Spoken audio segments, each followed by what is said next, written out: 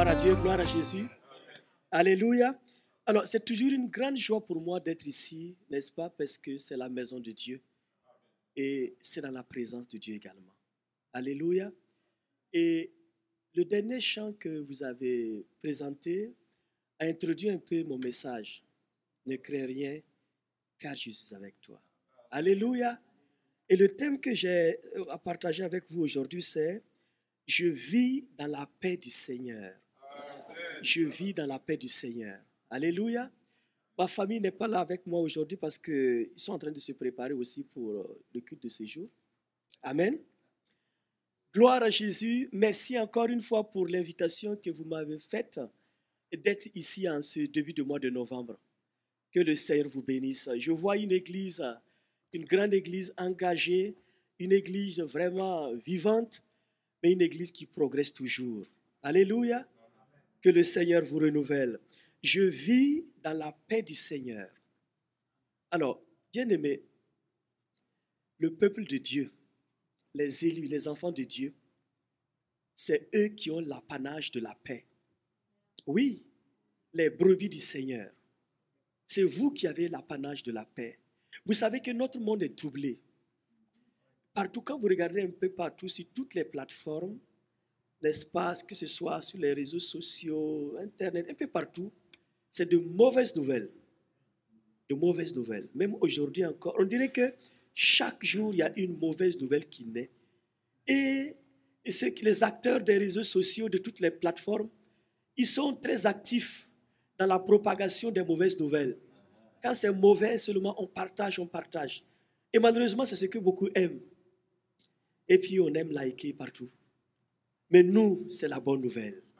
La bonne nouvelle de Jésus-Christ.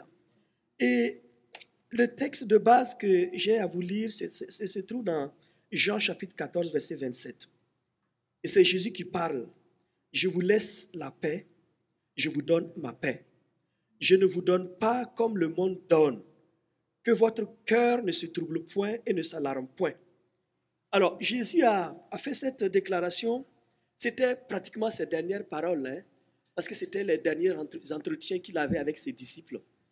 Et les disciples, au moment où ils devraient affronter la croix, au moment où vraiment il sentait vraiment qu'il allait partir, il fallait vraiment qu'il donne l'assurance à ses disciples. Je vous donne, n'est-ce pas, la paix. Je vous laisse ma paix. Waouh, c'est une parole puissante. Parce que cette paix devrait garder les disciples pour le reste de leur vie. Alléluia. Jésus a fait une promesse à ses disciples. Je ne vous laisserai pas orphelins avant de partir. À leur rappelant qu'il allait leur envoyer le Saint-Esprit. Mais il les a laissés sa paix. Parce qu'il savait que des moments troubles allaient venir. Des moments difficiles allaient venir. Je vous laisse la paix, je vous donne ma paix. Et le mot paix vient de shalom. Shalom. Et quand on dit shalom, c'est la paix. Et shalom vient aussi de Jérusalem. Jérusalem, qui est la cité de paix ou bien l'héritage de la paix. Un jour, nous allons vivre dans la Jérusalem terrestre, pardon, là où il y aura toujours la paix. Il n'y aura plus de mauvaises nouvelles, mais il y aura toujours la paix dans le monde. Alléluia. Et nous attendons avec impatience ce temps où nous allons régner avec le Seigneur Jésus-Christ. Donc la paix, le shalom, ça veut dire aussi, n'est-ce pas, la santé et le bien-être.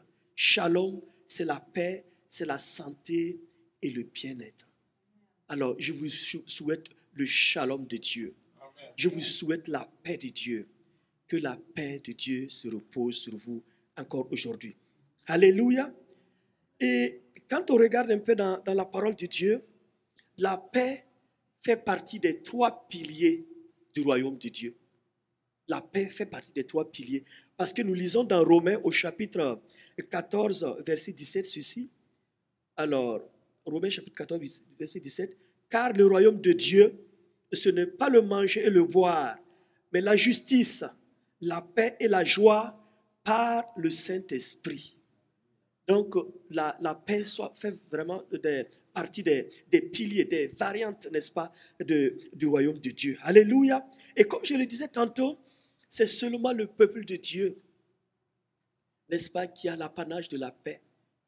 Nous avons le bénéfice de la paix tous les jours.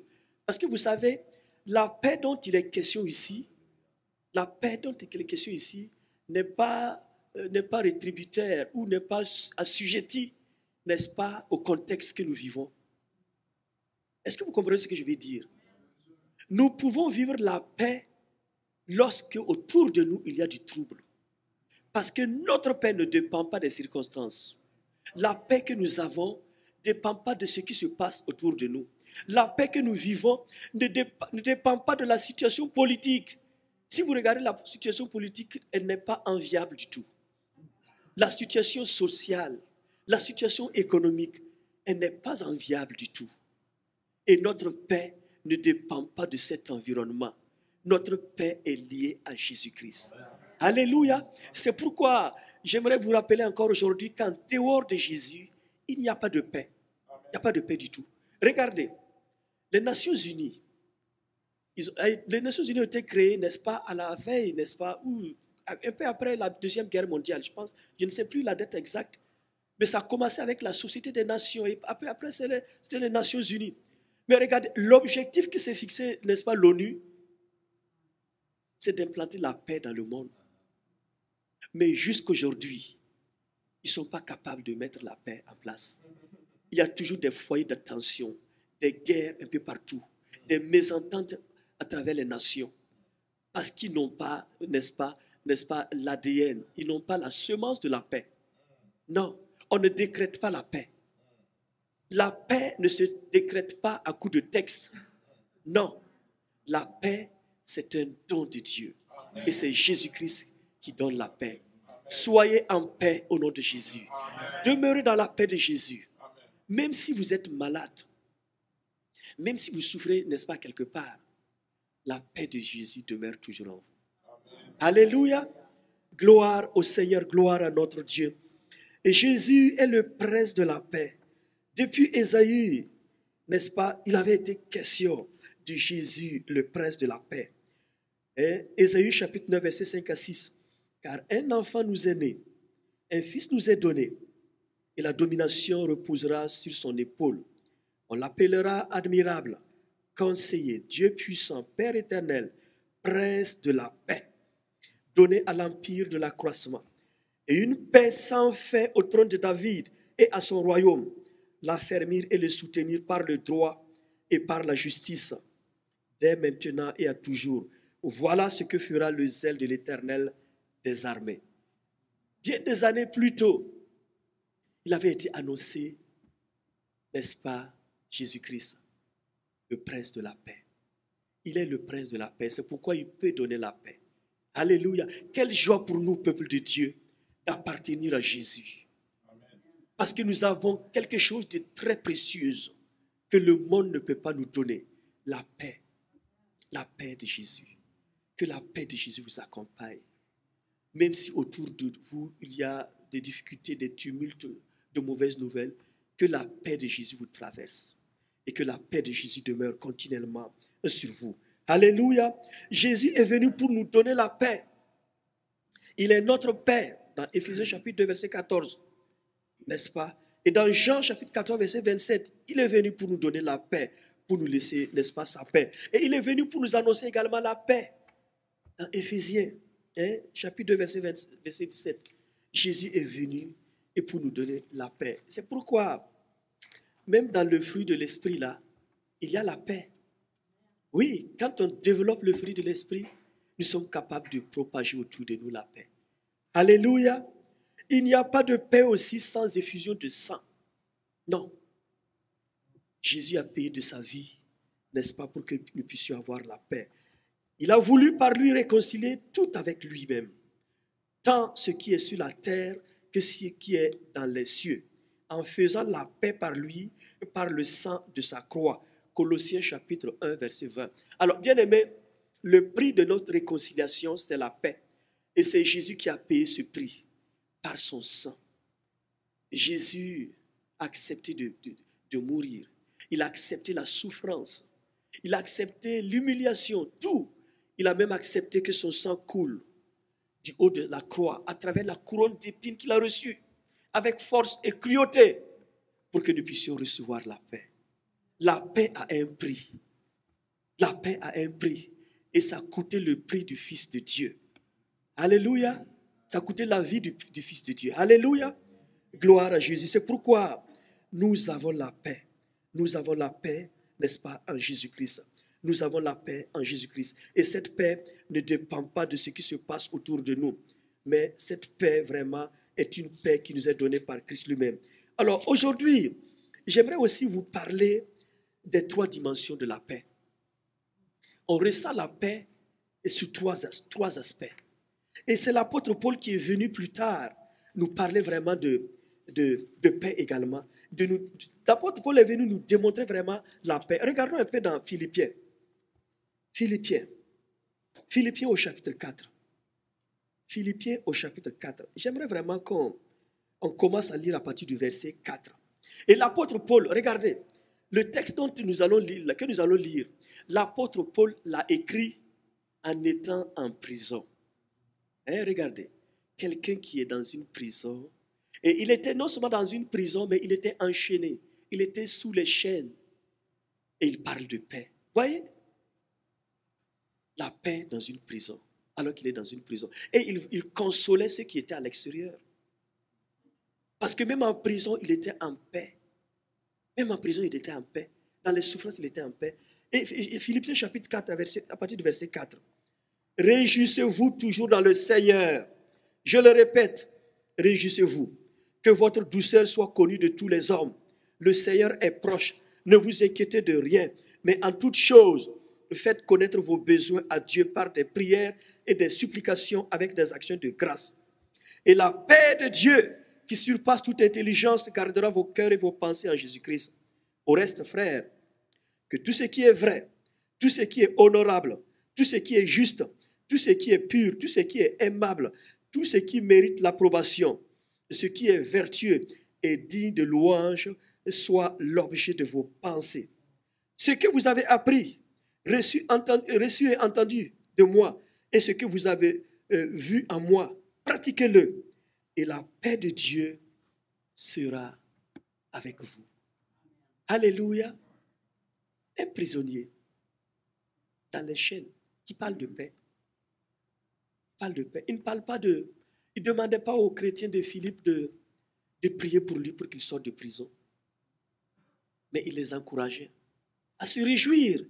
Réjouissez-vous toujours dans le Seigneur pendant que lui, il est enfermé dans le cachot. Réjouissez-vous. Oui, notre paix ne dépend pas de nos réalités présentes.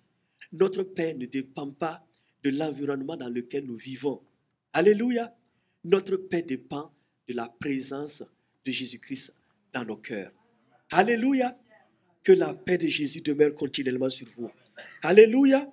Gloire à Jésus. Alors, je parlais des trois parties, des 3 dimensions de la paix. Et la première dimension, c'est la paix de Dieu en nous. La paix de Dieu en nous. Et la paix de Dieu qui surpasse toute intelligence gardera vos cœurs et vos pensées en Jésus-Christ. C'est le verset 7. Alors, la paix de Dieu en nous. Bien aimé, alors que Christ a payé de sa vie et pour que nous soyons sauvés, en même temps, Christ nous a donné sa paix. Oui, la paix de Jésus-Christ dans nos cœurs, c'est une paix vraiment pour l'apaisement. C'est une paix pour l'assurance. Et même si nous passons par des moments difficiles, que ce soit des moments de maladie, des moments de souffrance, d'injustice, n'est-ce pas, les réalités de ce monde, n'est-ce pas, et que nous vivons vraiment, que nous subissons les torts de ce monde, Dieu nous envoie une promesse de paix, une promesse d'apaisement. Soyez en paix. Demeurez en paix. Peut-être que vous avez reçu un diagnostic et le médecin vous a parlé vraiment de ce qui vous attend dans les prochains jours ou dans les prochaines années. Mais Jésus vous dit ce matin, tu es en paix. Garde la paix qui est en toi. Tu as quelque chose de plus précieux que la maladie. Tu as la paix de Jésus. Que la paix de Jésus vraiment demeure en toi. La Bible nous dit que n'est-ce pas, il n'y a plus de condamnation sur nous. Il n'y a plus de condamnation. Les choses anciennes sont passées. Plus de condamnation. Nous ne sommes plus sur le banc des accusés, mais nous avons été justifiés. Nous avons été justifiés par Jésus-Christ à cause de sa mort à la croix. Et donc Dieu nous donne sa paix. Au lieu de la condamnation, c'est la paix. Plus d'inquiétude. Plus d'inquiétude. Demeurer dans la paix de Jésus. Alléluia.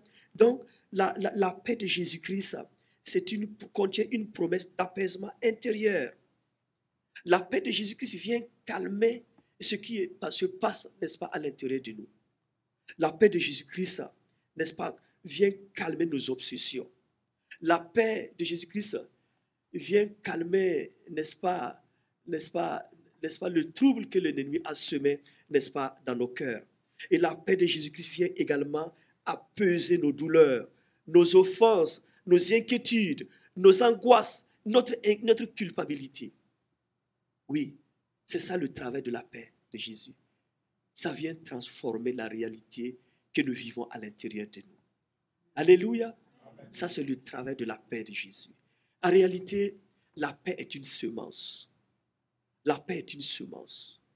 Et lorsque nous recevons la paix de Jésus-Christ, non seulement elle demeure en nous, mais elle grandit. Elle grandit. Elle est vivante. Et c'est pourquoi, même si nous entendons, nous recevons de mauvaises nouvelles, nous sommes dans la tranquillité. Parce que la paix de Jésus en nous est capable de sublimer les réalités mauvaises que nous vivons à l'intérieur de nous-mêmes. Alléluia. Que la paix de Jésus demeure en vous. Gardez toujours cette paix. Alléluia. Notre Dieu est fidèle et il est vivant. Il est grand et tout-puissant. C'est pourquoi il nous a donné la paix. Nous avons la paix à l'intérieur de nous-mêmes. Et regardez, le monde peut prendre tout de nous. Le monde peut nous faire subir toutes les pires persécutions. Est-ce que vous savez que dans ces derniers moments-là, s'il y a une entité dans le monde qui est plus persécutée, les chrétiens du monde entier, ils subissent plus de persécutions. Malheureusement, on ne parle pas. On parle d'autres choses. On parle d'autres problèmes. Mais la souffrance des chrétiens, les médias ne parlent pas de ça. Porte ouverte fait des efforts. Mais on voit que les médias ils en parlent peu. Ce n'est que récemment qu'un chef d'État a déclaré qu'il va intervenir dans un pays lointain. Parce que les chrétiens sont massacrés, n'est-ce pas, à longueur de journée. Les chrétiens souffrent dans le monde entier. Partout dans le monde entier, ils sont les premiers à souffrir dans le monde entier. Mais en même temps, ils ont la paix à l'intérieur d'eux. Ils ont la paix. C'est pourquoi nous sommes irrésistibles, inébranlables. Alléluia. C'est pourquoi nous allons tenir ferme jusqu'au triomphe final, jusqu'à ce que Jésus-Christ revienne. La paix tiendra en nous et nous tiendrons fermes jusqu'au retour de Jésus. Alléluia. Que la paix de Jésus demeure continuellement en vous. Au nom de Jésus.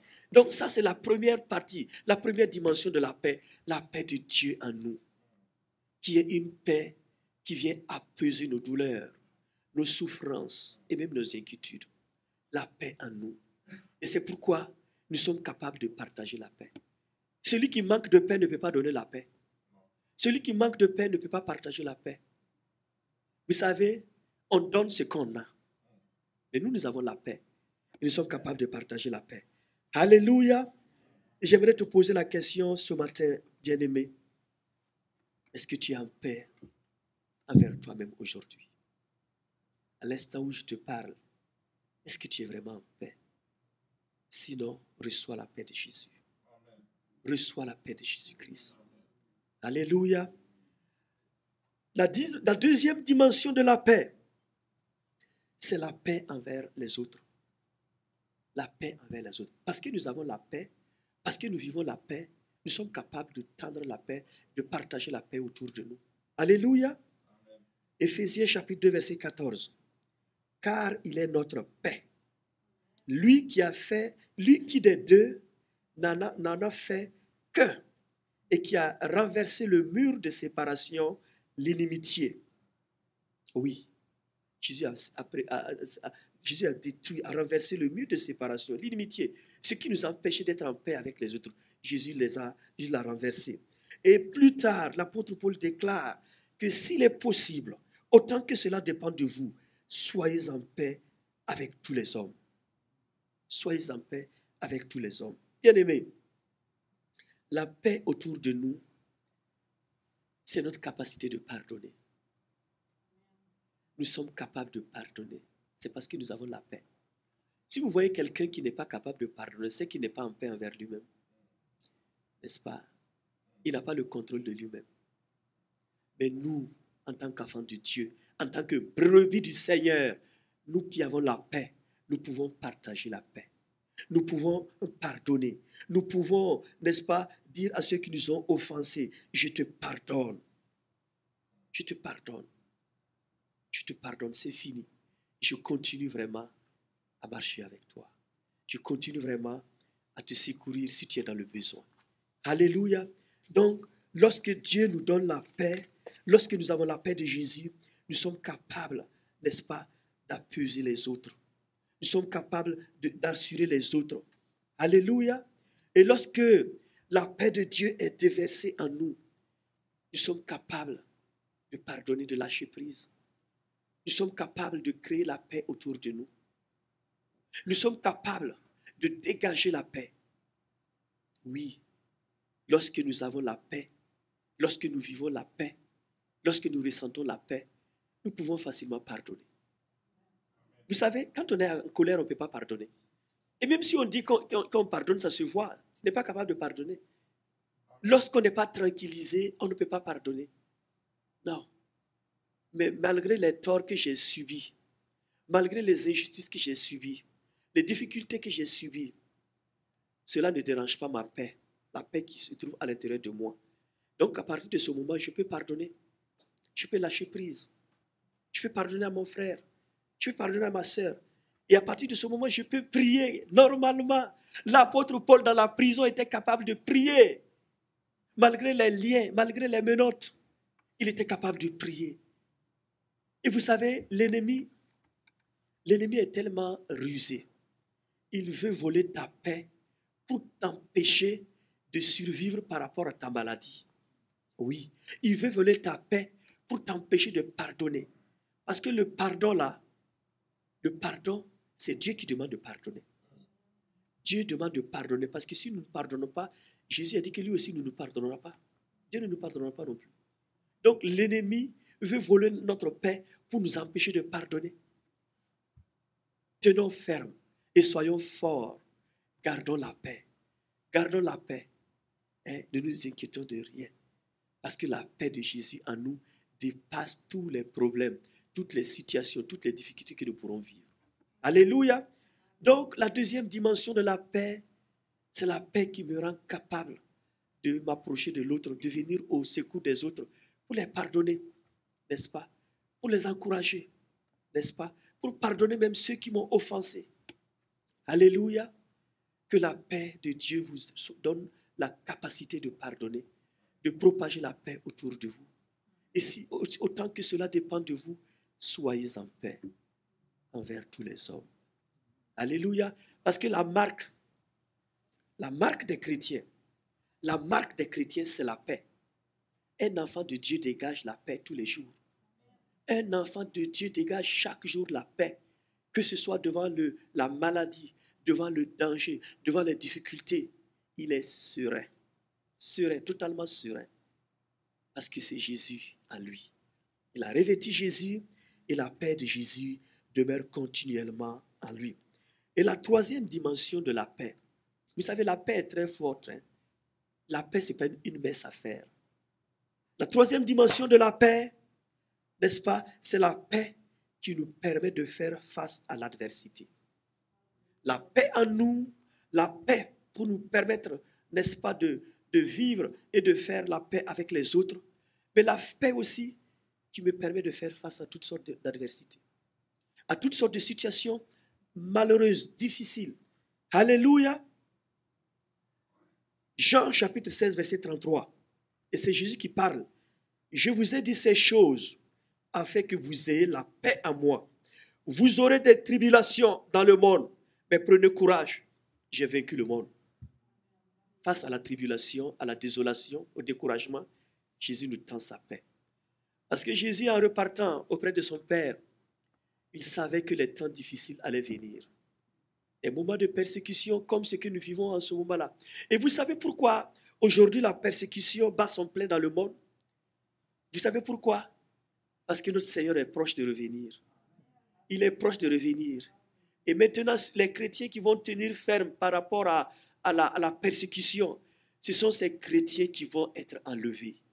Oui, oui, parce que qu'est-ce que la Bible nous dit? Qu'est-ce que la Bible nous dit? Que celui qui persévérera jusqu'à la fin sera sauvé. Amen. Alléluia. Le prix de notre persévérance, c'est le salut de nos âmes. Amen. Alléluia. Alléluia. Donc, c'est pourquoi l'ennemi sent que sa fin est proche. C'est pourquoi il persécute les chrétiens. Il persécute les élus. Mais ils tiennent ferme. Ils sont inébranlables. Aussi longtemps qu'ils sont persécutés, aussi longtemps ils demeurent inébranlables, aussi longtemps ils demeurent en paix. Alléluia. Et c'est pourquoi l'ennemi est tellement furieux. Parce qu'il voit que malgré la persécution, malgré la souffrance, leur souffrance, les chrétiens tiennent bon. Ils sont inébranlables. Alléluia. Bien-aimés, nous avons la victoire. Nous avons la victoire en Jésus. Nous avons le triomphe en Jésus. Ce ne sont pas les persécutions qui vont nous arrêter. Ce n'est pas la maladie ou la souffrance. Mais parce que notre paix ne dépend pas de ce monde, de ce qui se passe autour de nous. Mais notre paix dépend de Jésus-Christ. Et aussi longtemps que Jésus sera toujours assis à la droite du Père, nous aurons toujours cette paix inébranlable. Alléluia.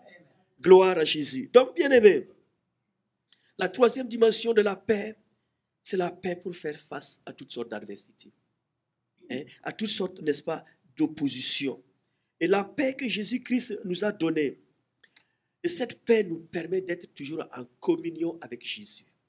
Jour après jour, nous sommes en communion permanente avec Jésus-Christ. Et cette paix est la source intarissable, n'est-ce pas, de notre vitalité. Alléluia. Jésus habite en nous. Et cette paix qu'il nous donne, nous permet d'être stables dans le temps, tous les jours.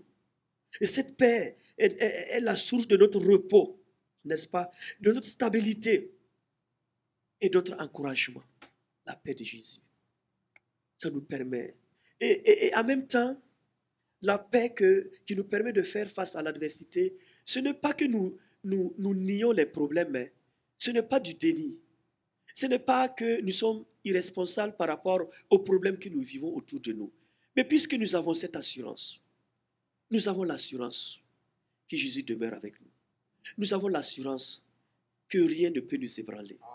Et c'est pourquoi nous sommes sans inquiétude. Nous sommes sans aucune inquiétude. Parce que nous savons que nous ne serons pas ébranlés. Alléluia. Gloire à Jésus. Gloire à Jésus-Christ. Gloire à Jésus-Christ. Nous sommes en paix et nous sommes capables de faire face à l'adversité. Gédéon était le premier à dire, n'est-ce pas, à prononcer le nom éternel paix. À un certain moment, le peuple de Dieu était en guerre et Gédéon était là. Gédéon était vraiment dans l'angoisse. Et voici ce que Gédéon a fait dans Juge chapitre 6, verset 24.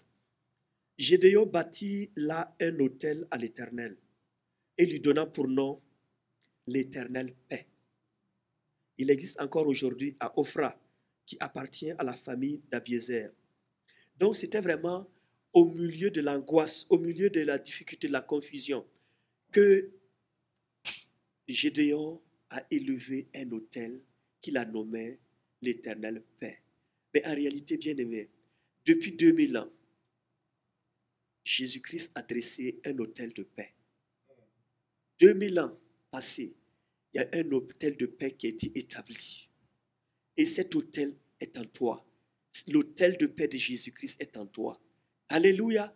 Ce n'est plus à Jérusalem, ce n'est plus nulle part ailleurs, mais en toi. Et cet autel a été dressé depuis 2000 ans. Et tu es en paix, toi qui as accepté Jésus-Christ. Tu es en paix, toi qui es devenu enfant de Dieu, toi qui es devenu fils de Dieu. Et la paix, cet autel de paix qui a été érigée par Jésus-Christ te donne la capacité de faire face à l'adversité, à la persécution, à la souffrance. Mais bien aimé, j'aimerais vous poser une question. Quand un enfant de Dieu est persécuté, peu importe là où il se trouve,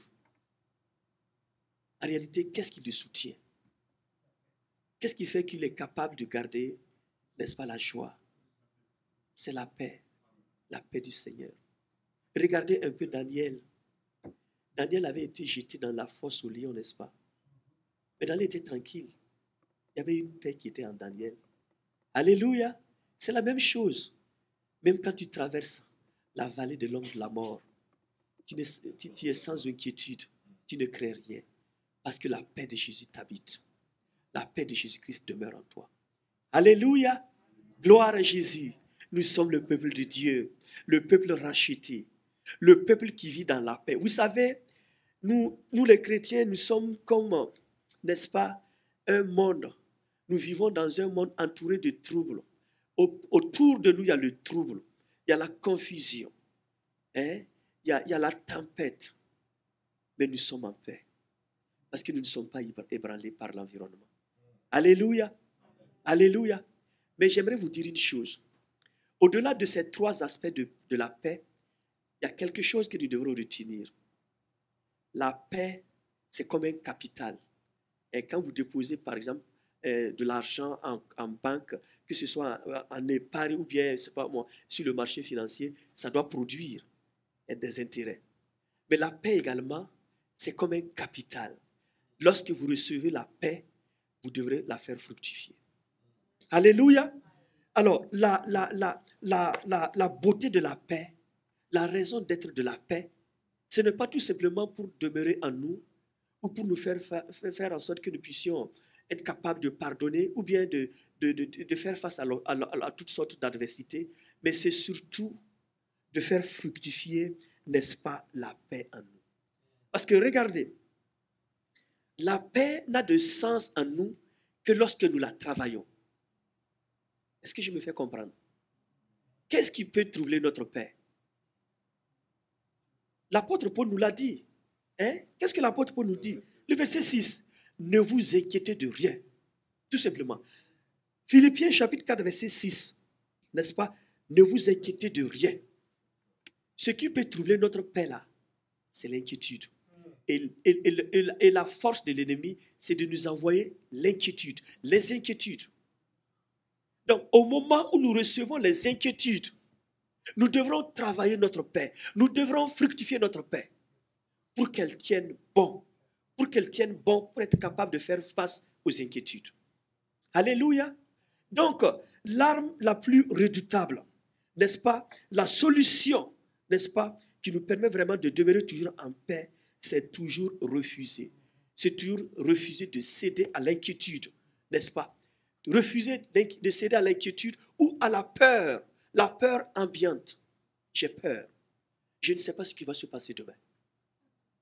Et c'est pourquoi, bien aimé, il y a le taux de suicide est très élevé. Le taux de suicide est très élevé, n'est-ce pas, surtout dans cette région-là, parce que tout simplement, l'inquiétude est très élevée.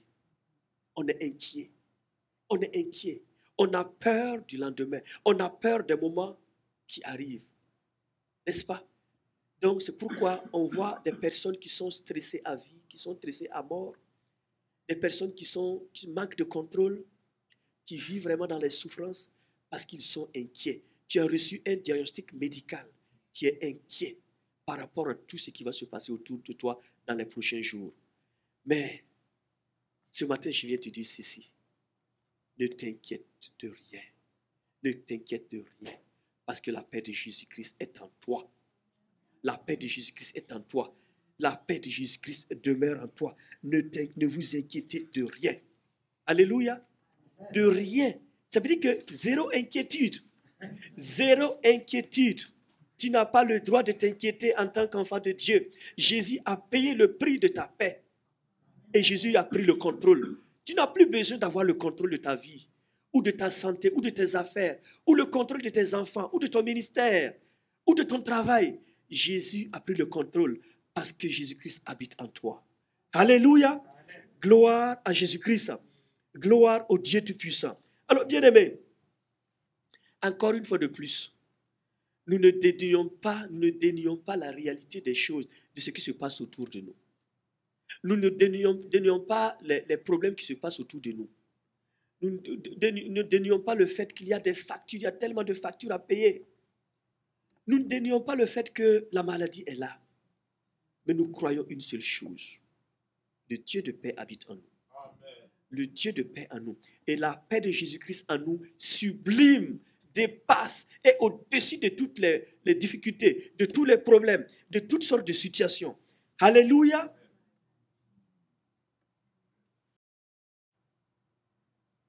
Quand les tourments sont là, quand la désolation est là, qu'est-ce qu'il faut faire? Prier. Est-ce qu'il faut céder à l'inquiétude? Non. Ne vous inquiétez de rien. Ne vous inquiétez de rien. Parce que regardez, une fois que la peur nous envahit, suivez mon raisonnement, une fois que la peur nous envahit, nous cédons à l'inquiétude. Oui. Quand nous nous laissons ébranler, emportés par la peur, nous cédons à l'inquiétude. Et lorsque tu tombes dans l'inquiétude, automatiquement, ta communion avec le Seigneur n'est plus au bon fixe. Non. Tu n'as pas la possibilité de prier parce que tu veux prendre le contrôle de ce qui se passe autour de toi. Oui. Quand tu es frappé par une situation imprévue, n'est-ce pas? Tu n'as plus le contrôle. Tu cèdes à la panique, à la crainte, à l'anxiété, à l'inquiétude. Pour ne pas dire à la peur. Et ta barque commence à sombrer. Parce que quand tu cèdes à la peur, tu étouffes ta communion avec Dieu. Ta communion avec Dieu prend un coup. Puisqu'en ce moment, tu n'as plus le contrôle de toi-même. C'est le diable qui prend le contrôle en ce moment. C'est pourquoi ne verse pas dans l'inquiétude. Ne te plonge pas dans l'inquiétude. Ne te plonge pas dans la désolation. Mais garde courage. Tiens bon. Parce que Jésus-Christ, là, il est fidèle. Il demeure avec toi, même dans le trouble. Même dans le trouble, il est avec toi. Regardez un peu la situation des disciples dans la barque. Ils étaient dans la barque. Et Jésus était présent dans la barque. Ils ont commencé, quand la tempête s'est déchaînée, quand le vent s'est levé, ils ont commencé à paniquer. Ils ont commencé à paniquer et à crier. Et qu'est-ce qui s'est passé? L'eau a commencé à rentrer dans la barque. Ils ont cédé à la peur et à la panique. Et l'eau a commencé à rentrer dans la barque. Donc, j'aimerais te dire aujourd'hui, si tu cèdes à l'inquiétude, si tu cèdes à la peur, tu étouffes ta communion avec le Seigneur. Les disciples n'avaient plus le contrôle quand ils ont paniqué. Et c'est pourquoi Jésus a dit, pourquoi n'avez-vous pas de foi? Homme de peu de foi. Gardons la foi, parce que Jésus est avec nous. S'il y a quelque chose dans notre vie qui ne pourra pas disparaître, aussi longtemps que nous sommes en bonne relation avec Dieu, c'est la présence de Jésus. Au moment où les disciples, n'est-ce pas, dans la barque s'inquiétaient, Jésus était présent. Et Jésus était dans le confort. Jésus dormait. Jésus dormait. Encore une fois de plus, ce n'est pas de la négligence ou de l'irresponsabilité de la part de Jésus. Non. Il savait qu'il avait le contrôle de tout. Parce qu'il est le prince de la paix. Le prince de la paix dormait pendant que la tempête sévissait. Regardez, ils étaient dans la même barque. Hein. Jésus était dans la même barque que ses disciples. Mais là, les disciples ont eu un comportement différent. Ils ont paniqué et ils ont même crié. Seigneur, ne te soucie point de ce que nous périssons. Ils ont paniqué pendant que Jésus dormait. Bien-aimés, nous là, nous devrons nous comporter comme Jésus. Oui, oui, oui, parce qu'il est avec nous. Le roi des rois est avec nous. Le prince de la paix est avec nous. Encore une fois, ce n'est pas de l'insouciance, ce n'est pas de l'irresponsabilité ou du déni, mais c'est par assurance. C'est l'assurance que Jésus-Christ est avec moi. Celui qui est en moi est plus fort que celui qui est dans le monde. C'est pourquoi je tiendrai bon jusqu'à la fin. Alléluia. Et nous, ensemble, le peuple de Dieu, le corps de Jésus-Christ, les chrétiens de l'Afrique, de l'Amérique, de l'Asie, de l'Europe et de l'Océanie, nous tiendrons bon quand les vagues vont se soulever, quand la tempête va se branler, parce que le prince de la paix est avec nous. Le prince de la paix vit en moi. Il vit en toi. Alléluia. Alors donc, cette paix-là, c'est le capital que nous devrons fructifier. Nous devrons la travailler chaque jour. Et travailler, c'est de ne pas céder à la panique, c'est de ne pas céder, n'est-ce pas, à la peur. Alors, j'aimerais vous dire une chose ce matin que vous devrez pouvoir être capable de retenir. L'inquiétude. L'inquiétude transforme, n'est-ce pas? Du moins, la peur transforme nos besoins en inquiétude. Oui, oui. La peur transforme nos besoins en inquiétude. Mais la foi transforme nos besoins en prière. Oui, c'est ce que le verset nous dit. Hein? Mais en toute chose, faites connaître vos besoins à Dieu par des prières et des supplications avec des actions de grâce. Ce matin, j'aimerais te dire ceci. Lorsque tu vis dans une situation trouble, comment est-ce qu'il faut fructifier ta paix? Lorsque tu traverses des situations difficiles, des moments vraiment inédits, des difficultés, il faut prier. Il faut prier. Parce que Dieu est fidèle. Mais Dieu ne regarde pas, n'est-ce pas, tes pleurs. Il ne regarde pas tes larmes. Non. Il ne faut pas présenter. Il est dit ici, ne vous inquiétez de rien. Cela veut dire quoi? Il ne faut pas présenter à Dieu tes inquiétudes. Il ne faut pas lui présenter il ne faut pas passer tout le temps à pleurer, à paniquer. Mais il faut lui présenter tes besoins. Tes besoins. Et je répète, tes besoins. Dieu regarde à tes besoins et non pas à tes inquiétudes. Parce que les inquiétudes, c'est le diable qui les crée, n'est-ce pas? Mais les besoins, tes besoins, ils sont légitimes. Tu as droit à la santé. Vous avez droit au bien-être. Parce que le shalom, là, c'est non seulement la bonne santé, mais c'est la paix, c'est la sérénité, c'est la quiétude. Tu as un droit légitime par rapport à la santé. Tu as un droit légitime par rapport quoi? À la quiétude. Tu as un droit légitime par rapport, n'est-ce pas, à ce que tes enfants se comportent très bien. Voici les besoins qui sont légitimes devant Dieu. Et c'est ça que tu dois plaider, tu dois présenter devant Dieu, et non pas tes inquiétudes. Les inquiétudes, ça vient du diable. La peur, ça vient du diable. Mais nos besoins, ce sont des éléments qui sont nés en nous et qui sont légitimes. J'ai la légitimité de voyager, de prendre un billet d'avion pour aller en mission, pour aller prêcher la parole de Dieu. Et je dois présenter ce besoin à Dieu. Seigneur mon Dieu, j'ai besoin d'un billet d'avion pour aller au Congo. En mission au Congo. Pour donner au couple missionnaire, pour qu'il puisse aller au Congo. Ça, c'est un besoin légitime que je dois défendre. Mais je ne dois pas passer mon temps à pleurer, à dire que Seigneur, vraiment, je ne sais même pas comment je vais faire. Je n'ai pas d'argent. Mon hypothèque ne marche pas. Non, non, ce n'est pas ça que le Seigneur veut. Présente tes besoins. Amen. Ne vous inquiétez de rien. Mais en toute chose, faites connaître vos besoins par des prières, des supplications, accompagnées d'actions de grâce. C'est ça que Dieu entend. Alléluia. Amen. Gloire au Seigneur. Gloire à Jésus-Christ. Notre Dieu est vivant. Et aujourd'hui, je refuse, à partir d'aujourd'hui, de céder à la panique, de céder à la peur. Mais je vais être courageux. Je vais garder mon capital paix. Je vais fructifier la paix, parce que la paix est une semence que nous devrons travailler pour que ça grandisse, pour que ça développe. Parce que nous devrons protéger notre paix. Nous devrons garder notre paix pour des lendemains difficiles. Parce que les lendemains difficiles s'en viennent au fur et à mesure que nous avançons vers la fin de toutes choses. Parce que regardez ici, qu'est-ce que l'apôtre Paul nous dit dans le premier verset là? Il dit que réjouissez-vous toujours dans le Seigneur. Je le répète, réjouissez-vous. Que votre douceur soit connue de tous les hommes. Le Seigneur est proche. Il est proche. Et ça fait combien d'années déjà que l'apôtre Paul a parlé de ça? Donc nous sommes aujourd'hui encore plus proches que ne l'était au moment où l'apôtre Paul parlait. Alléluia, le Seigneur est proche. Gardons notre paix.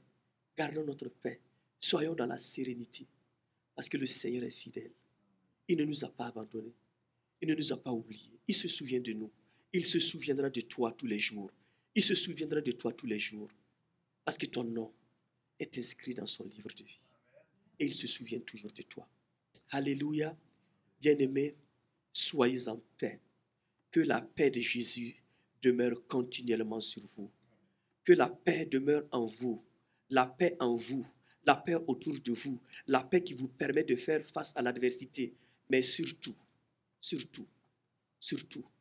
faites fructifier votre paix en ne cédant pas à l'inquiétude, en ne donnant pas l'occasion au diable, mais en tenant ferme, en transformant surtout vos besoins en des prières. C'est cela que le Seigneur entend. Que le Seigneur vous bénisse et que sa paix demeure en vous au nom de Jésus-Christ. Amen. Alléluia, Seigneur notre Dieu. Merci infiniment. J'aimerais tout simplement prier et déclarer la paix de Dieu sur vous et sur vos familles. Je ne sais pas quelles sont les situations que vous traversez en particulier, mais j'aimerais tout simplement vous dire que la paix de Jésus-Christ est encore accessible. Seigneur mon Dieu, merci infiniment pour cette journée. Merci pour ton Église. Merci pour tes élus. Merci pour ton peuple, Seigneur.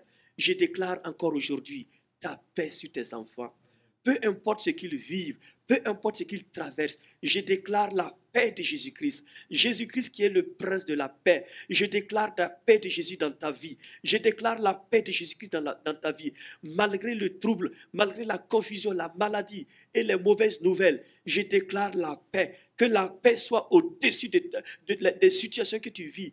Que la paix de Jésus-Christ sublime, dépasse, prenne le contrôle de ta vie et de ta vie tout entière. Que la paix de Jésus-Christ prenne le contrôle de ta famille, de ta santé et de ton travail, de ton ouvrage. Que la paix de Jésus-Christ demeure continuellement en vous. Au nom de Jésus-Christ. Amen. Soyez